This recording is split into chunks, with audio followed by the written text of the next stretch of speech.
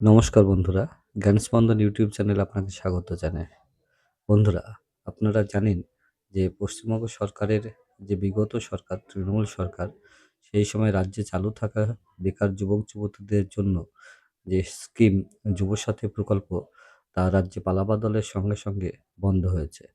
বর্তমানে তা যুবশক্তি প্রকল্প নামে রাজ্যে চালু হচ্ছে। ১লা জুন থেকে এই প্রকল্প চালু হওয়ার কথা রয়েছে। তো ভিডিওটি পুরোপুরি দেখতে থাকুন।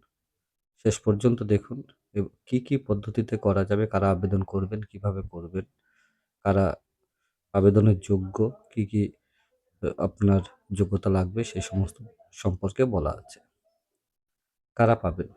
বর্তমানে বিজেপি সরকার যুবশক্তি প্রকল্পকে ৩,০০০ টাকা দেবে বলে ঘোষণা করেছে এবং এই সম্পর্কে আগামী ১লা জুন থেকে হয়তো একটি নির্দিষ্ট কার্যকরী পদক্ষেপ এই সরকার নেবে।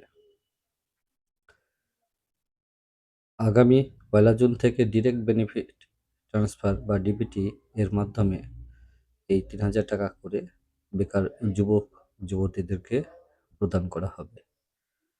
নির্দিষ্ট কতকগুলি ক্রাইটেরিয়া রয়েছে কোন প্রকল্পে করবেন। www.যুবশক্তি.in এর মাধ্যমে অনলাইনে আপনার নাম নথিভুক্ত করতে পারেন। এছাড়া অফলাইন পদ্ধতিতেও কিন্তু এই যুবশক্তির ফর্ম জমা নেওয়া হবে, তেমনই কিন্তু সূত্র মারফত জানা যাচ্ছে। উপরোক্ত পোর্টালে গিয়ে আবেদনকারীদের ব্যক্তিগত বিবরণ, শিক্ষাগত যোগ্যতা, আধারের তথ্য এবং ব্যাংক অ্যাকাউন্টের তথ্য প্রদান করতে হবে। টাকা পেতে ব্যাংক অ্যাকাউন্ট এবং আধারের ডিবিটি লিঙ্ক কিন্তু বাধ্যতামূলক।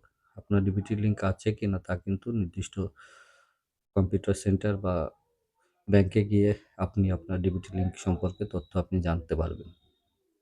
বুঝতে পারছেন, একটা আকর্ষণীয় স্কিম।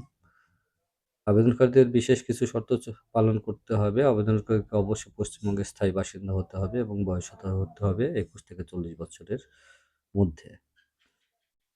ততদিনই পাবেন যতদিন না আপনি নির্দিষ্ট কর্মক্ষেত্র বা চাকরিতে পাচ্ছেন, ততদিনই কিন্তু এই আপনি স্কিমে উত্তীর্ণ হতে পারবেন।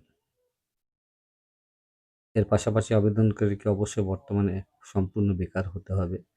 শিক্ষাগত যোগ্যতা ন্যূনতম মাধ্যমিক পাস বা সমতুল্য যে পরীক্ষা আছে শিক্ষাগত যোগ্যতা, সেই যোগ্যতা আপনার থাকতে হবে। পশ্চিমবঙ্গের নাগরিক হতে হবে, স্থায়ী বাসিন্দা হতে হবে। আবেদনের জন্য আপনার আধার কার্ড, ভোটার আইডি কার্ড, বয়সের প্রমাণপত্র হিসেবে মাধ্যমিকের অ্যাডমিট কার্ড, শিক্ষাগত যোগ্যতা শংসাপত্র, সাম্প্রতিক পাসপোর্ট সাইজের ছবি এবং ব্যাংক পাসবুকে স্ক্যান করা ছবি কিন্তু আপনার থাকতে হবে। তো আজকে এই পর্যন্ত ছিল ভিডিওটি। যদি এই ভিডিওটি ভালো লেগে থাকে অবশ্যই সঙ্গে থাকবেন। ভালো থাকুন, সবাইকে ধন্যবাদ। আর অবশ্যই জ্ঞানস্পন্দন ইউটিউব চ্যানেল, এই চ্যানেলটিকে সাবস্ক্রাইব করে রাখুন পরবর্তী গুরুত্বপূর্ণ আপডেটগুলি পেতে। সঙ্গে থাকুন, খবরে থাকুন এবং পরবর্তী আপডেটগুলি দ্রুত পেতে বেল আইকনটি অবশ্যই ক্লিক করে রাখুন।